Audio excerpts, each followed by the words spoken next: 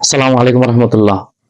Omeprazole, ইসমিপ্রাজল, rabeprazole, lansoprazole এই সমস্ত গ্যাস্ট্রিকের ওষুধ আমরা প্রতিদিনই খেয়ে থাকি, কিন্তু এমন অনেকেই আছেন যারা এই সমস্ত ওষুধ খেয়ে যাচ্ছেন বছর বছর ধরে।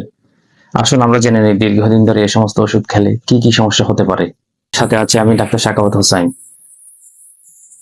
আমাদের দেশে এমন কোন লোক খুঁজে পাওয়া যাবে না যিনি বা যারা গ্যাস্ট্রিক ওষুধ খায় না বা কখনো খায় নাই। কারণ আমাদের দেশে যাকে জিজ্ঞেস করা হয় সেই বলে আমার গ্যাস্ট্রিকের সমস্যা। বুক জ্বালা পোড়া করা, পেট জ্বালা পোড়া, পেটে অস্বস্তি লাগা, পেট ভার ভার লাগা, পেট ফাঁফা লাগা, ঘন ঘন ঢেকুর ওঠা, মুখে টক টক লাগা, পেটের মধ্যে বুদবুদ করা, পায়খানা না হওয়া, পায়খানা কম হওয়া, পায়খানা কষা হওয়া, এমনকি পেটের যে কোনো সমস্যার জন্য সাধারণত আমরা গ্যাস্ট্রিকের ওষুধ খেয়ে থাকি। আমাদের দেশে পেটের যে কোনো সমস্যাকে আমরা গ্যাস্ট্রিকের সমস্যা মনে করি, গ্যাস্ট্রিকের ওষুধ খেয়ে থাকি সাধারণত। ডাক্তারে দিলেও খাই, না দিলেও খাই। অনেক সময় ডাক্তার যখন বলে গ্যাসের ওষুধ লাগবে না, তখন আমরা ডাক্তারকে অনুরোধ করে লিখে নিয়ে তারপরে খাই সমস্যা না, অল্প সময়ের জন্য খাইলে অত সমস্যা হওয়ার কথা না, কিন্তু দীর্ঘদিন ধরে খেলে কিছু কিছু সমস্যা হতে পারে। আমাদের দেশে এমন কোনো ঘর পাওয়া যাবে না যে এই ঘরে অন্য কোনো ওষুধ থাক না থাক এই গ্যাসের ওষুধ থাকবেই।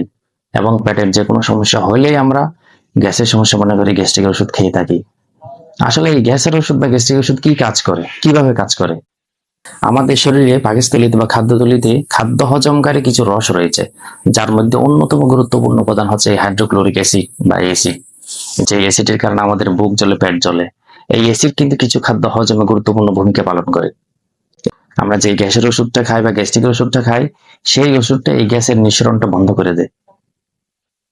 যারা জ্বালাপোড়া রোগী আছে, বুক জ্বালাপোড়া করে, পেট জ্বালাপোড়া করে, অনেক সময় তাদের এই ওষুধ খাওয়ার কারণে জ্বালাপোড়া একটু কম হতে পারে।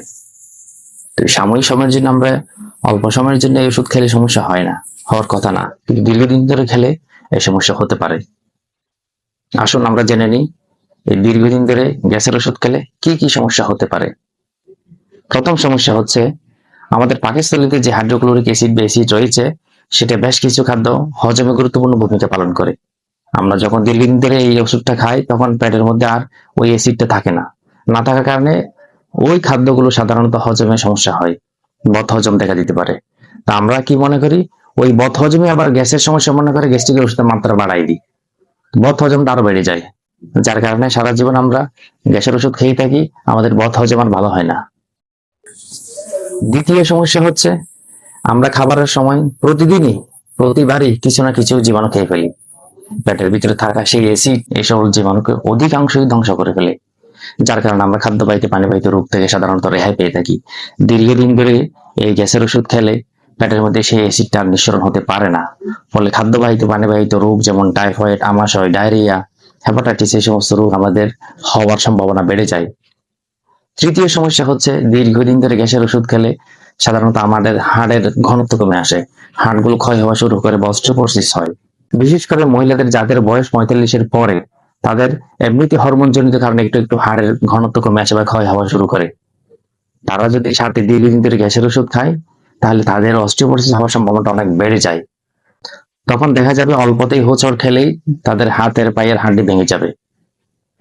চতুর্থ সমস্যা হচ্ছে দীর্ঘদিন ধরে গ্যাসের ওষুধ খেলে আমাদের গ্যাসের মিশ্রণ একেবারেই বন্ধ হয়ে যেতে পারে, তাতে পাকস্থলীর কোষের পরিবর্তন হয়ে পাকস্থলী ক্যান্সার পর্যন্ত হতে পারে। পঞ্চম সমস্যা হচ্ছে আমাদের শরীরে রক্তের অন্যতম প্রধান কাঁচামাল হচ্ছে আয়রন। এই আয়রন খাবার থেকে শরীরে রক্তে শোষিত হয়।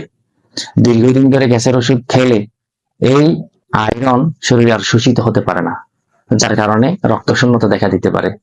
দীর্ঘদিন ধরে এই গ্যাসের ওষুধ খেলে অনেকের কিডনি সমস্যা পর্যন্ত হতে পারে। তাই আসুন আমরা সচেতন হই, যদি সমস্যা থাকে তাহলে চিকিৎসকের পরামর্শ নিয়ে স্বল্প সময়ের জন্য ওষুধ খাই। কারণ লাইফস্টাইল পরিবর্তন করে এবং খাদ্যাভ্যাস পরিবর্তন করে, সাথে অ্যান্টাসিড খেয়ে আমরা যে সকল সমস্যার সমাধান করতে পারবো, অযথা অতিরিক্ত ওষুধ খেয়ে আমরা কেন জটিলতা বাড়াবো? তাই আসুন আমরা সচেতন হই, নিজে সুস্থ থাকি, অন্যদেরকে সুস্থ থাকতে সহযোগিতা করি। ধন্যবাদ সবাইকে।